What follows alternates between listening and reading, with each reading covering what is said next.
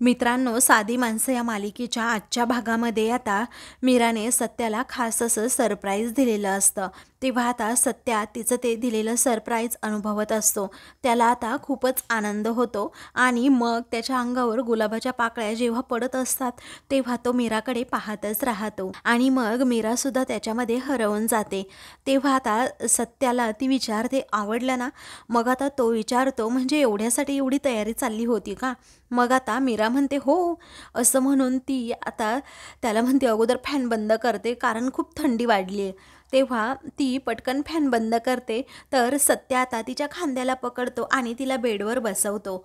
तेव्हा खरंच खूप छान सरप्राईज होतं तुझं, असं आता तो तिला प्रेमानेच म्हणतो.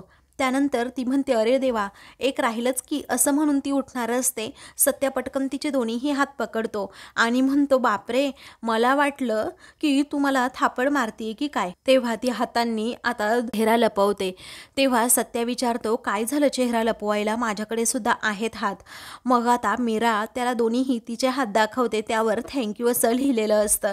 तर सत्या अजूनच खुश होत. त्या मग मीराकडे पाहतच राहतो.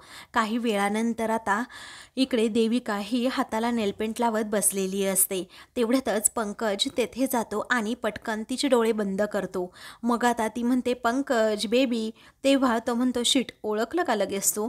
मग आता मी माझ्या नवऱ्याला चांगलीच ओळखते हा, असं आता देविका म्हणते. आणि पण तू या वेळेला घरी काय करतोस? तू कामावर असायला हवं होतं ना, असं देविका विचारते. मग आता तो म्हणतो अगं, आत्ता एकच विजिट होती ना, म्हणून ती सुद्धा विजिट लवकरच आटोपली. म्हटलं वेळ आहे आणि माझी बेबी सुद्धा घरी आहे. मग विचार केला की आजचा दिवस त्या बेबी सोबतच सत्कारने लावावा. ती खूपच खुश होते आणि त्याचे हात दोन्हीही पकडते. तेव्हा आता ती म्हणते आज तू घरी होतास ना, मग तिकीट घ्यायला का नाही गेला? तेव्हा पंकज आता माहीत नसल्यासारखं करत म्हणतो की तिकीट्स? कसले तिकीट्स? मला नाही माहीत. तेव्हा चांगल्या कामासाठी एवढा उशीर का लावतोस ना, तुम्हाला कळतच नाही, असं देविका रागातच म्हणते आणि त्याच्याकडे ती नंतर पाहत सुद्धा नाही. ती आता खूपच चिडलेली असते. तेव्हा पंकज आता खूपच जोरात हसू लागतो आणि म्हणतो बेबी हे बघ, आपल्या दोघांचे तिकीट्स, असं म्हणून तो तिला दाखवतो. त्याच वेळी आता देविकाला खूपच आनंद होतो. आपण मालदीवला जाणार हे पाहून आता देविका खूपच खुश होते. तेव्हा पंकजला आता तिच्या चेहऱ्यावरील हे हसू पाहून खूपच आनंद होतो. मग नंतर आता तो लगेच आता पाकिटात राहिलेले तेवढे पैसे काढतो आणि देविकाच्या हातात देत म्हणतो हे तुझ्यासाठी अजून एक सरप्राईज आहे. तिकीट काढून जो काही पगार उरला आहे, राहिला आहे, ते सगळे पैसे आज माझ्या बेबीचे, असं म्हणून तो तिच्या हातात पैशांचा बंडलच टेकवतो. तेव्हा ती आता खूप खुश होते आणि म्हणते बेबी, मी खरंच खूप खुश आहे आज, कारण तू तुझ्या मेहनतीने हे पैसे कमवलेले आहेत. मग आता मनातच पंकज विचार करतो की हे सगळं ठीक आहे, परंतु मम्माचे पैसे मी चोरून हे सगळं काही केलंय, हे देविकाला कधीही आयुष्यात कळायला नको. तर इकडे निरुपा ही रूममध्ये असते. त्याच वेळी आता तिला सुजित कुमारचा फोन येतो. मग आता तिला आठवतं की सुजित कुमारचा फोन आल्यानंतर तो हप्ताच मागणार. तेव्हा ती आता खूपच घाबरते, कारण सुजित कुमार म्हटलेला असतो माझे सर्व जे क्लायंट आहेत, जे भाड्याने घर घेतलं आहे, ते काय म्हणतात माहिती आहे का, आमचा फोन सायलंटवर होता म्हणून उचलला नाही, परंतु मी एकदा वाट पाहतो, दुसऱ्यांदा वाट पाहतो, तिसऱ्यांदा सुद्धा पाहतो आणि चौथ्यांदा तर वाटच लावून टाकतो. तेव्हा आता सुजित कुमारचा आलेला कॉल रिसीव करत घाम आपला पुसत निरुपा ही विचारते काय म्हणताय मग सुजित कुमार भाऊजी? त्यावेळी आता तो म्हणतो की काय वहिनी, हवा पाणी बरी आहे ना तुमच्याकडे? अगदी मजेत ना? तेव्हा आता ती फक्त हो हो करते आणि म्हणते की सगळं अगदी व्यवस्थित. त्यानंतर तो आता विचारतो मग जेवण झालं का? तेव्हा ती म्हणते हो तसं झालंच आहे. तेव्हा सुजित कुमार म्हणतो जेवण जर झालं नसेल ना, तर ढेकर येईपर्यंत जेवा, कारण जर घराबाहेर तुम्हाला काढलं तर नंतर तुम्हाला जेवायला भेटेल किंवा नाही भेटेल तुम्हाला माहीत नाही ना, असं म्हणून तो आता भडकतो. तेव्हा निरुपा आता खूपच घाबरते आणि म्हणते त्याचं काय झालं, मी सांगते हा तुम्हाला. तेव्हा सुजित कुमार तिच्यावर ओरडत म्हणतो एक लक्षात ठेवायचं, तुझ्या घोळात येणारा मी माणूस नाही, समजलं? माझ्याकडे अजिबात नाटकं नको आहेत, हप्ता देण्याची वेळ झालीये आणि तो जर नाही दिला तर मानगोटीवर भूत बनून बसेल तुझ्या. 2 दिवसांनी हप्ता द्यायचाय, मी यापुढे फोन करणार नाही, स्वतः घरी येणार. तेव्हा निरुपा आता घाबरतच म्हणते नाही तशी वेळच येणार नाही. नंतर तिला समजतं की सुजित कुमारने ऑलरेडीच फोन ठेवलाय. मग आता निरुपा म्हणते हा माणूस घरी येण्यापेक्षा आहे ते पैसे दिलेले नेहमी बरे. तर आता इकडे निरूपा ही विचार करते, आता जेवढे पैसे आहेत तेवढे तर या सुजित कुमाराला द्यायलाच हवं. हा घरी येईल आणि गोंधळ घालेल, घरच्या सर्वांना सत्य समजेल.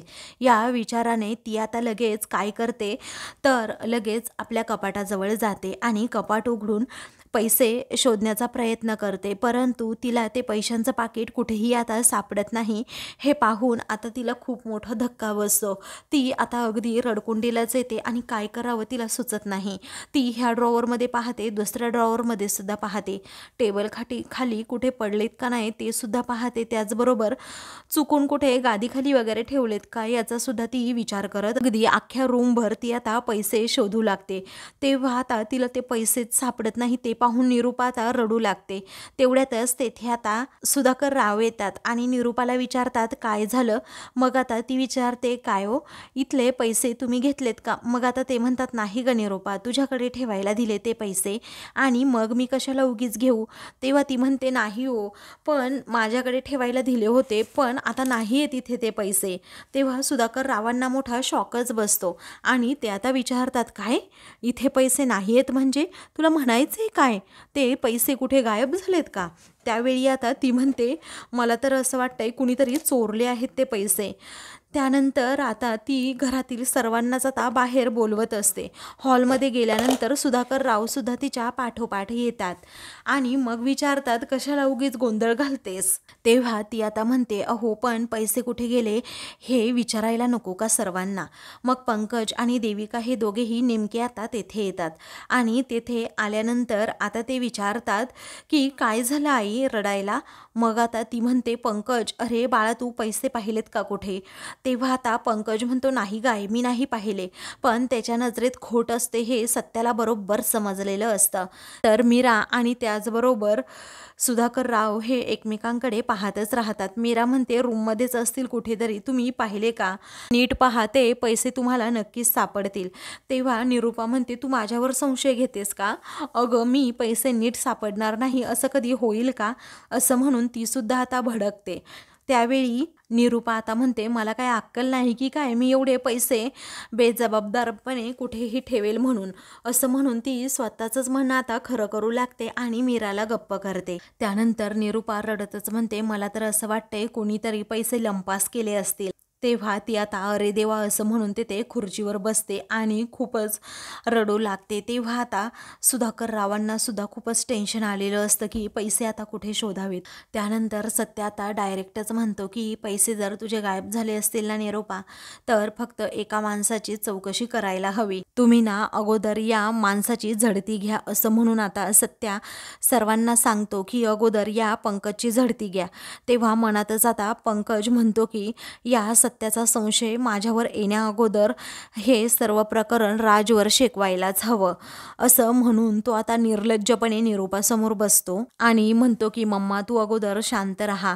अगं तुला असं वाटतंय का घरातील कोणीतरी पैसे घेईल म्हणून, पण मला नाही असं वाटत.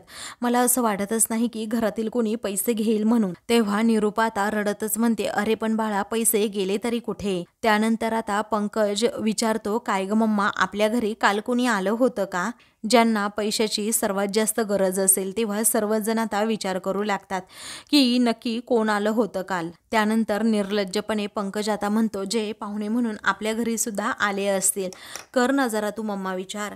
त्यावेळी आता निरूपाला आठवतं की या मीराच्या घरचे माझ्या घरी आले होते.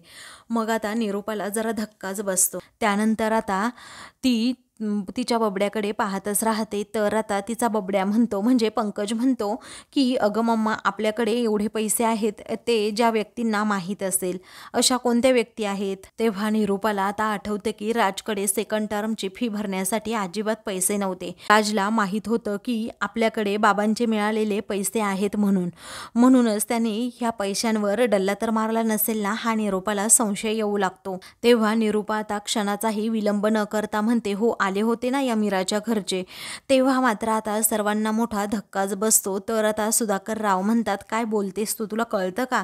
तेव्हा सत्या आणि मीराला सुद्धा खूपच राग येतो, कारण त्या व्यक्ती असं कधीही करणार नाही. एक वेळ उपाशी राहतील परंतु कुणाच्या पैशाला कधी हात लावणार नाही, हे सत्याला माहीत असतं आणि मीरालाही माहीत असतं. त्यामुळे आता ती ठामपणे उभी राहण्याचा निर्णय घेत निरूपाला म्हणते, असं माझ्या घरचे नाही करू शकत. त्यानंतर आता निरूपा थेट मीराच्या भावावर म्हणजे राजवर आरोप करत म्हणते, मला तर असं वाटतंय हिच्या भावानेच हे पैसे चोरले असतील, कारण तो आला होता ना इथे मीराला सांगण्यासाठी कडे परीक्षेची फी भरण्यासाठी पैसे नाही आहेत म्हणून. मग आता मीरा खूपच घाबरते आणि विचार करते, माझ्या भावावर असा आरोप का करतायत हे. त्यानंतर आता सत्या निरूपावर धावून जात असतो, तेव्हा मीरा त्याचा हात पकडून ठेवते आणि म्हणते, नाही, पुढे नाही जायचं. तेव्हा आता पंकज म्हणतो, मम्मा मलाही असं वाटतंय. अगं काल नव्हता आला का तू आपल्या घरी भीक मागायला? तेव्हा देविका सुद्धा होला हो करत असते. तर सत्याच्या तळपायाची आग आता मस्तकात जाते. पंकज आता उगीच निरूपाला चढवून देत असतो, जेणेकरून आपल्यावर कोणताही आरोप होऊ नये यासाठी. तो आता निरूपाला सारखाच म्हणत असतो, मम्मा काल आला होता ना तो राज, त्यानेच हे सगळं काही केलं असेल. मात्र आता सत्याला खूपच राग येत असतो. सत्या म्हणतो, असं नाहीये निरूपा, तू समजून घे जरा. परंतु पंकज गप्प बसेल तो काय. सुधाकर राव आता त्याच्यावर ओरडतात आणि म्हणतात, उगीच तू कुणावरही आरोप करायचे नाहीत पंकज, समजलं? पंकज म्हणतो, पप्पा मी खरंच बोलतोय, मी का खोटं बोलू? काल आले होते खरंच यांच्या घरचे इथे. त्याचवेळी सुधाकर राव अजूनच रागात त्याच्याकडे पाहू लागतात. त्यानंतर देविका म्हणते की पुरावा आहे बाबा माझ्याकडे. तेव्हा घरातील सर्वजण आता खूपच घाबरतात. मीरा आणि सत्या तर एकदम, त्या दोघांनाही टेन्शनच येतं की आता हिच्याकडे कोणता पुरावा आहे. मग आता ते दोघेही तिच्याकडे पाहतच राहतात. नंतर मी हिच्या भावाला आणि बहिणीला तिथे तुमच्या रूममधून येताना बाहेर पाहिलं होतं, असं आता देविका म्हणते. त्यामुळे सर्वजण आता अजूनच घाबरतात. तेव्हा तिने राजला आणि मधूला पाहिलेलं असतं त्या रूममधून बाहेर येताना, परंतु आता तिचाही गैरसमज झालेला असतो, कारण ते दोघेही मोबाईल घेऊन बाहेर येत असतात आणि त्या पैशांबद्दल त्यांना काहीही माहीत नसतं. तेव्हा पंकज मात्र खूपच खुश होतो की आता माझ्या बाजूने माझी बायको बोलली. हा आनंद त्याच्या चेहऱ्यावर झळकत असतो. मात्र मीरा ही खूपच रागात देविकाकडे पाहते आणि म्हणते, देविका काही पण बोलायचं नाही, समजलं? अगं माझ्या घरचे गरीब आहेत म्हणून तू काही पण आरोप करशील आणि ते आरोप मी सहन करेल, असं कधीही होणार नाही, समजलं? कारण माझा भाऊ माझ्या घरी येऊन कधीही असा चोरी करणार नाही. अरे पंकज, तू माझ्या घरच्यांना या प्रकरणामध्ये का ओढतोस, असं म्हणून मीरा त्याला जाब विचारते. तेव्हा रागातच देविका म्हणते, माझ्या नवऱ्याबरोबर बोलण्यापेक्षा तू तुझ्या घरच्यांनाच विचार ना नक्की काय आहे त्यांच्या मनामध्ये, असं म्हणून देविका आता मीराबरोबर उद्धट भाषेत बोलू लागते आणि तिच्याच घरच्यांवर उगीच बिनबुडाचे आरोप करू लागते. तेव्हा आता देविका म्हणते, तुझ्या घरच्यांना इकडे बोलव आणि काल जेव्हा ते घरी आले होते आईच्या रूममध्ये गेले होते की नाही हे त्यांना जरा स्पष्टच विचार ना, असं म्हणून देविका आरोप करू लागते. तेव्हा मीराला आता खूपच टेन्शन येतं, पण सत्या मीराला कॉन्फिडन्स असतो की आपल्या घरचे असं कधीही करणार नाही. त्यानंतर तू विचारते की मी विचारू, असं रागातच देविका विचारते. मग आता मीरा एकदम शांत होते. तेव्हा निरूपा म्हणते, अगं देविका तू कशाला यांच्याबरोबर बोलतेस, यांचं घरानंच पूर्ण चोरटं आहे अगं, असं म्हणून ती चोरीचा आरोप आता मीराच्या घरच्यांवर जेव्हा करते ना, तेव्हा मीरा म्हणते, बस झालं आता, यापुढे ना एक शब्द सुद्धा ऐकून घेणार नाही तुमचा. मग आता मीरा ही खूपच संतापलेली असते आणि म्हणते, तसं सुद्धा पंकजने सुद्धा या घरचे पैसे चोरले आहेत, मग मी तुमच्या घराण्याला काय चोरांचं घराणं समजायचं का, असं म्हणून आता मीरा निरूपाला चांगलेच प्रत्युत्तर देते. तेव्हा काय ग तुझा आत्ताशी आवाज फुटला का, असं रागातच निरूपा विचारते. तेव्हा देविका म्हणते, आई आय एम डॅम शुअर, अहो हिच्या घरच्यांनीच पैसे चोरले आहेत, मला माहीत आहे. मग आता मीराला अजूनच राग येतो आणि ती संतापते. रागातच देविकाकडे पाहू लागते. तेव्हा देविका म्हणते, बघतेस काय ग तू माझ्याकडे, खरंच चोरलेत तुझ्या घरच्यांनी पैसे. त्यानंतर निरूपा आता म्हणते की मी आजच काय तो आता निकाल लावते, असं म्हणून ती लगेच आता लक्ष्मीला कॉल करते. तेव्हा तिचा फोन नेमका आता मधूजवळ असतो. मग आता मधू म्हणते की आई अगं बघ ना, मीराच्या सासूचा कॉल आलाय. त्यावेळी आता लक्ष्मी लगेच तो कॉल रिसीव्ह करते आणि विचारते की काय झालं, बोला ना वेहिनबाई. त्यानंतर आता रागातच निरूपा म्हणते नमस्कार, कुणाला म्हणतेस ग? चोरट्यांच्या घराण्याशी आपला काहीही संबंध नाही. तेव्हा लक्ष्मी घाबरते आणि विचारते काय काय म्हणालात तुम्ही? चोरटे म्हणजे आम्ही चोरटे आहोत का? त्याचवेळी अशा कारट्यांना जन्म तरी कशाला द्यायचा? अहो तुम्हाला काही कळतं की नाही, तुमच्या मुलाने पैसे चोरले आहेत असं म्हणून रागातच निरूपा आता तिच्यावर काही सुद्धा आरोप करू लागते. लक्ष्मीला हा आरोप सहन होत नाही. त्यानंतर मुली तर काय नुसत्या नक्षत्रासारख्याच आहेत, कारण दुसऱ्यांना गंडवायचं आणि कसं त्यांच्या गळ्यात पडायचं हे तुमच्या मुलींना चांगलंच समजतं. आणि तुझं ते कार्ट काय ग जन्मापासूनच चोर आहे का? चोरटा कुठला असं म्हणून आता लक्ष्मीवर आणि राजवर नको ते आरोप ती जेव्हा करू लागते ना, तेव्हा लक्ष्मी मधूकडे पाहतच राहते. मधूला समजतं नक्की काहीतरी गडबड आहे. तेव्हा लक्ष्मी आता रडतच विचारते ताई तुम्ही असं का म्हणताय आहो?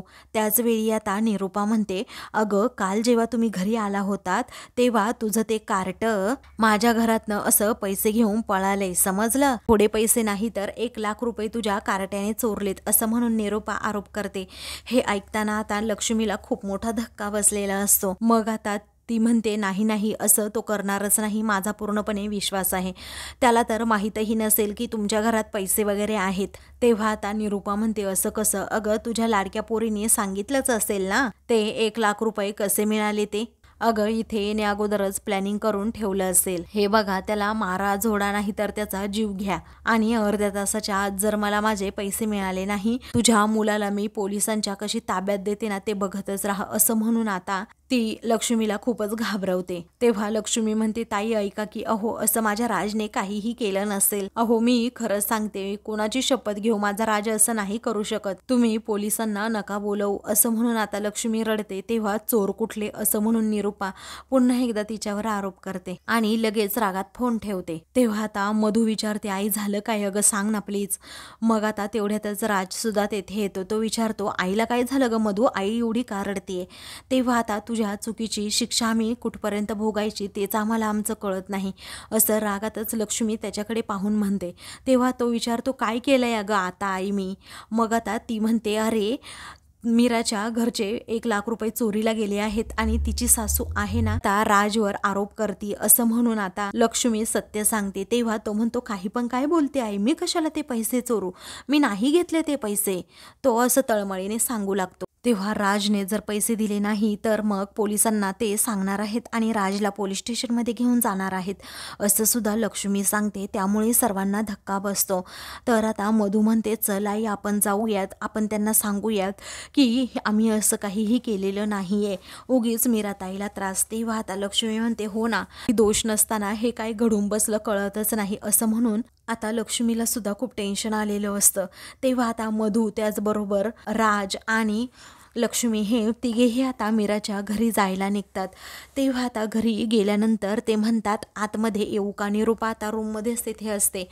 त्यानंतर आता निरूपा म्हणते या या चोरट्यांनो या असं म्हणून आता ती रागातच सगळ्यांकडे पाहते. तेव्हा तुम्ही चोरट्या मुलाला सुद्धा घेऊन आलात का असं ती विचारते. लक्ष्मी म्हणते की असं बोलू नका हो, आमच्या मुलाने काहीच केलेलं नाही, तो चोरी तर कधीच करू शकत नाही. त्यावेळी तुम्ही का खोटं बोलताय?